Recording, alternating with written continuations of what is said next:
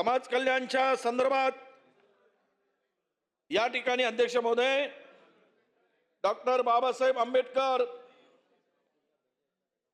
सामाजिक विकास योजनेतून ज्या काही योजना राबवल्या जात आहेत, मी आपल्याकडे लाडकी बहीण म्हणून पाठ थोपटून घेतलं जाते अध्यक्ष महोदय।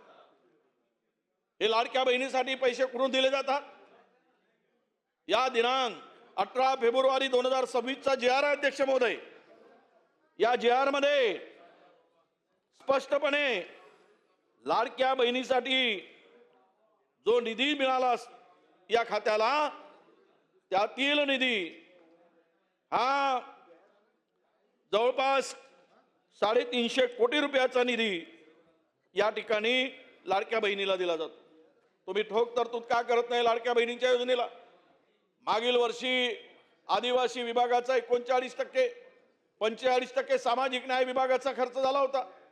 सामाजिक न्याय विभाग जर या ठिकाणी त्यांच्या लोकसंख्येप्रमाणे जर तरतूद होत असेल तर ही लाडकी बहीण योजनेसाठी ऑक्टोबर 2025 च्या महिन्यामध्ये 410 कोटी रुपये हा निधी कसा काढून घेता येतो का?